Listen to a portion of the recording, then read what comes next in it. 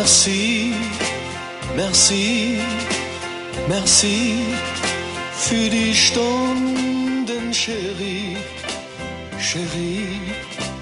승려들의 고귀한 수다. Unsere Liebe war schön, so schön. Merci, Chérie.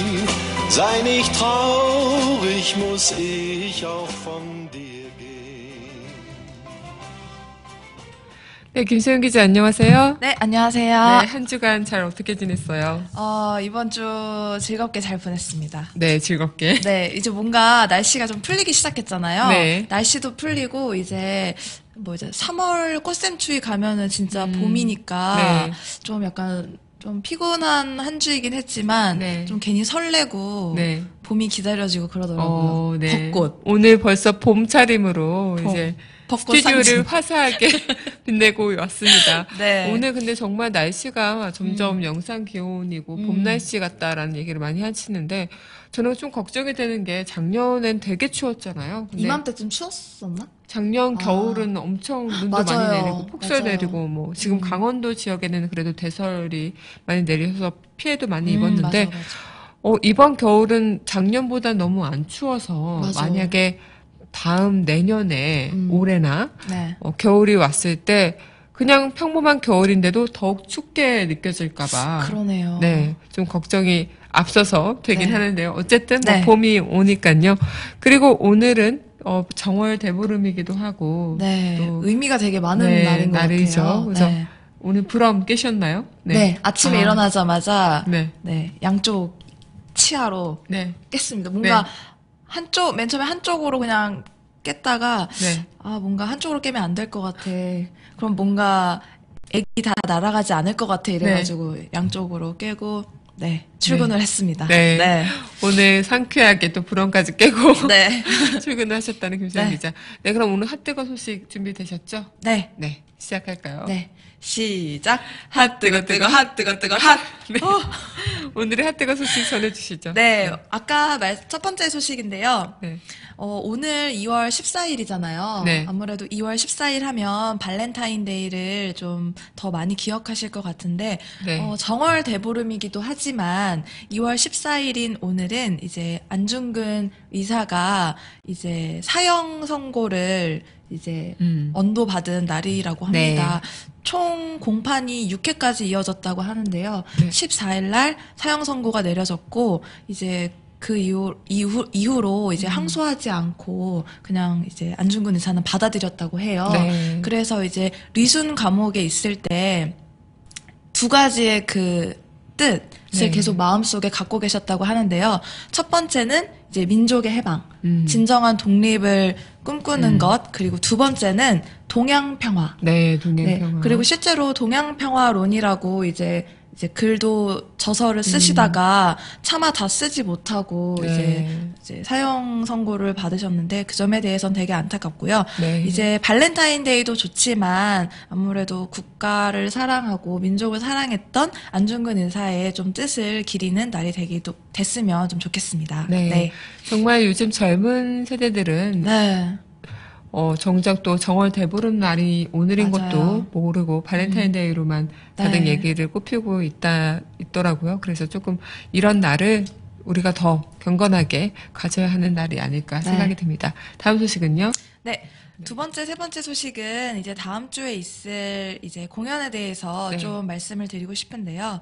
우선은 연극 안티고네가 다음 네. 주 19일부터 3월 2일까지 대학로 예술공간에서 진행된다고 합니다. 네. 이 안티고네라는 거는 이제 국가 권력이라는 인간 세상의 법칙과 네. 신의 법칙이라는 자연의 법칙의 그런 대결 구도 속에서 굴하지 않는 그런 안티고네의 모습을 보여주고 있는데요. 네. 이를 통해서 이제 꿋꿋한 신념을 가지고 있는 인간상을 보여주고 있다고 합니다. 네. 그게 특징은 이제 그리스 신화 태바이를 배경으로 한 것과 네. 현대 사회를 교묘하게 섞어놔서 재미를 더한다고 하니까요. 네. 시간이 되시면 한번 보시면 좋을 것 같습니다. 네. 인간과 신이라 네. 뭔가 그 소재 자체가 또 재밌을 것 같다 생각이 드네요. 다음 소식도 연극 소식이죠? 네, 네. 마지막 소식은 연극 젊은 후시든이라는 작품인데요. 이 작품은 네. 이제 집 때문에 생기는 그런 사랑 이야기를 다루고 있다고 합니다. 네. 이제 집에서 이제 쫓겨난 한 가족이 이제 자신들이 집 테이크아웃 사업을 벌이면서 네. 이제 진행해 나가는 이야기인데요. 윤한솔 연출가가 작업을 맡았고 이제 현대인의 이야기는 또 약간 은유적으로 드러나면서 이제 가족의 사랑 이야기도 드러나는 작품이라고 할 수 있겠습니다. 네. 네. 김세영 기자가 전해준 연극 소식 다음 달에도 네. 상영이 된다고 하니까요. 많은 네. 분들이 또 즐겨 봐주셨으면 좋겠다 생각이 드네요. 네. 그럼 노래 한 곡 듣고요. 우리 본격적인 이야기 이어가도록 하겠습니다. 네, 이 노래 함께 들을까요?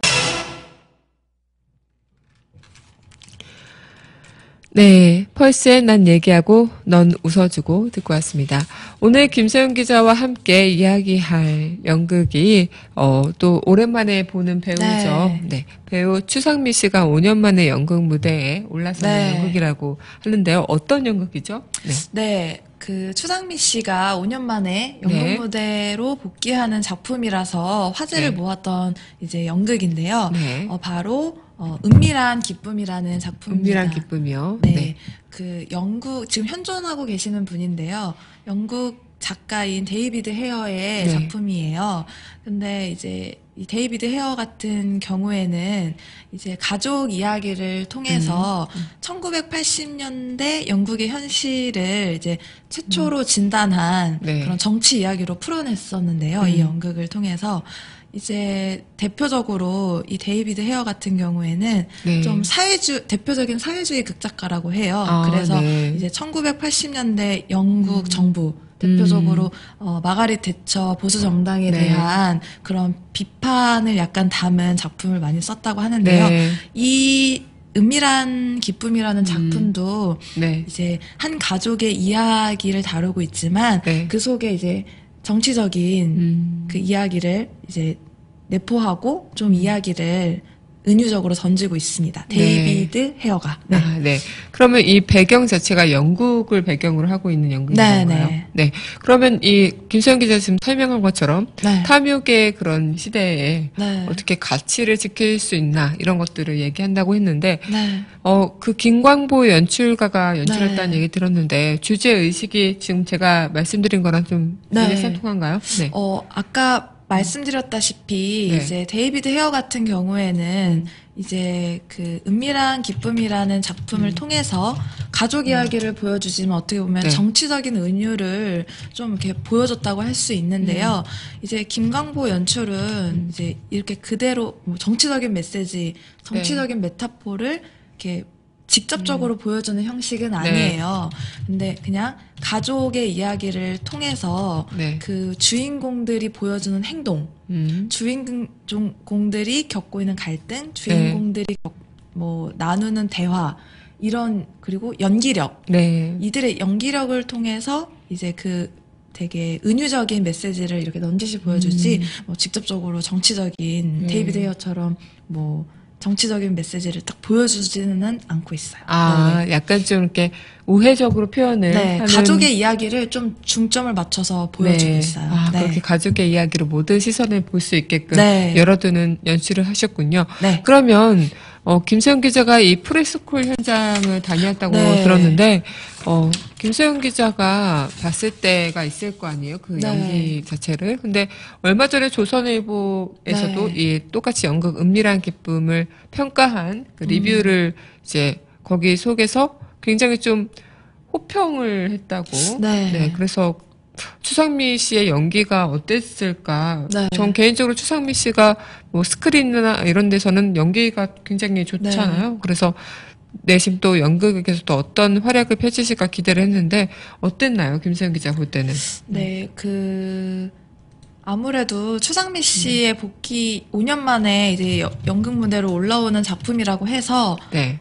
프레스콜 현장에도 이제 취재진이 굉장히 많이 몰렸었어요. 네.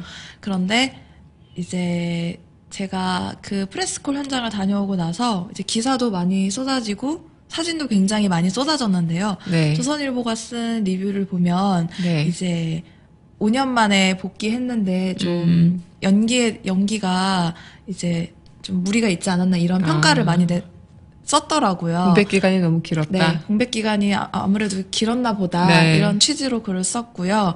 그리고 뭐 추상미 씨가 어떻게 연기했는지 뭐 그냥 단지 눈살을 찌푸리다가 뭐 대사를 어떻게 해야 할지 생각하는 듯 보였다 이런 식으로 쓰기도 했고 네. 그런 식으로 글을 쓰면서 이제 혹평을 했는데요. 네. 그래서 심지어 주제가 잘 연기 때문에 네. 주제가 잘 전달되지 않은 것 같다라고 쓰기도 했었어요. 네. 근데 저 같은 경우에는 좀 반대 의견을 가지고 있거든요. 네. 김소영 네. 기자의 평가는 네. 좀 주제의식이 전달되지 않았다는 것보다는 네.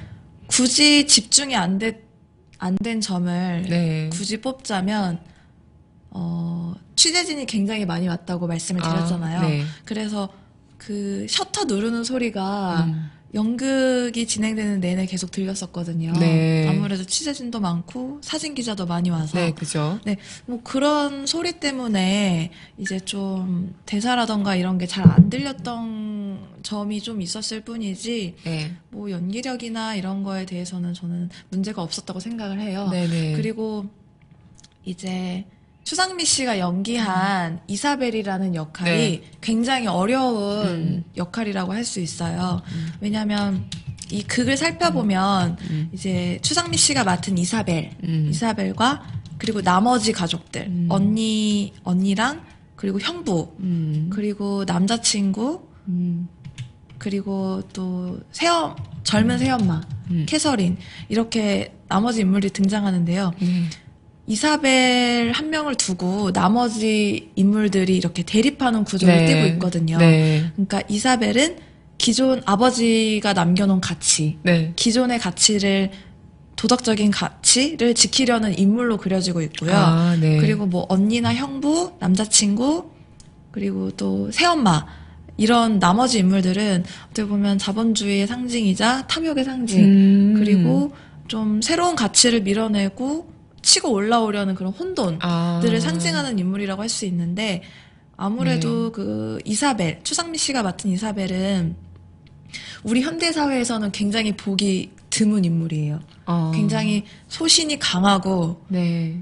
되게 도덕적인 기준, 도덕적인 가치, 아버지가 물려주신 소중한 뭐 그런 것들, 사상들 네. 그런 거를 소신을 가지고 지키려는 인물로 그려지다 보니까 네. 되게 어려운 갈등이나 난관이 닥쳤을 때 네. 이제 이 이사벨이라는 인물이 네. 되게 우유부단하게 보여지는 거죠. 그리고 연약해 보이기도 하고 네. 쟤 왜 이렇게 결단력이 없지? 이렇게 보이기도 하는 인물이에요. 하지만 소신과 그리고 아버지가 물려주신 가치에 대해서는 정말 확고하게 그런 기준을 가지고 있는 인물이거든요. 네. 그래서 굉장히 캐릭터 자체가 어렵다고 해요. 그래서 네. 추상미 씨도 이 캐릭터에 대해서 이제 외국 리뷰를 읽어보면 외국 리뷰 중에서도 이사벨이라는 캐릭터가 좀 어렵다. 네. 이해가 안 된다. 이런 리뷰가 있었대요. 네.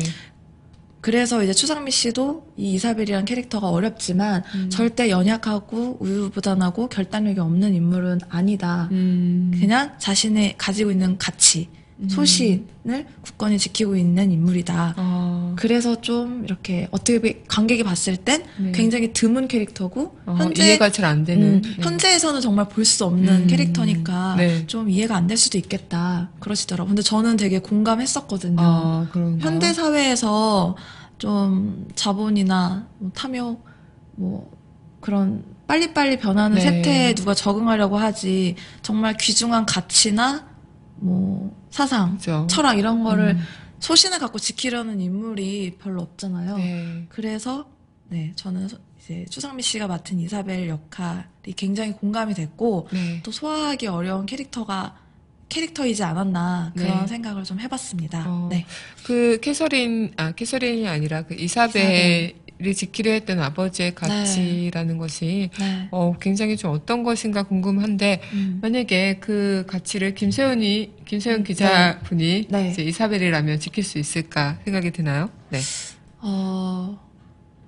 이제 저희 이제 누구나 가정에 문제가 하나씩은 있잖아요. 네. 이제 겉으로는 행복해 보이고 네. 아무 문제가 없고 평온해 보이더라도 각 가정에는 문제가 하나씩 있더라고요. 근데 이제 제가 이 은밀한 기쁨이라는 작품을 통해서 제 모습을 비추어 봤을 때 네. 저는 약간 이사벨이랑 약간 비슷한 인물인 것 같은데도 좀 다른 것 같았어요. 네. 우선 비슷한 점은 이사벨은 이제 일단은 기존의 가치를 좀 소중히 생각하고 네. 소신을 지키려는 인물이라고 말씀을 드렸잖아요. 네. 그런 점에서는 좀 저랑 비슷한 것 네. 같아요. 그런데 좀 다른 게 있다면 제가 어떻게 보면은 약간 무관심? 그러니까 지킬 건 지키는데 좀 구체적인 행동이나 네. 직접적인 이런 그죠. 뭐 행동이나 생각으로 나아가지 않고 그냥 이렇게 일단 받아들이고 수용하고 그냥 가만히 정체해 있는 상태? 어떻게 보면 되게 소극적인 거죠. 그래서 그런 점은 좀 저랑은 다른 것 같더라고요. 아, 네. 정말 그 연극의 인물을 통해서 내가 네. 한번 그 연극의 인물에 대입이 돼서 나는 어땠을까라는 생각들 하면은 네. 내 자신도 돌아볼 수 있는 또 계기가 될 것 같다라는 생각이 듭니다. 오늘 김세윤 기자와 함께 은밀한 기쁨 네. 이야기 나눠봤는데요. 마지막 곡 들으면서 저와 김세윤 기자는 인사 준비하도록 하겠습니다. 네, 이 곡 여러분들과 함께 듣겠습니다. 네. 임현정의 진심.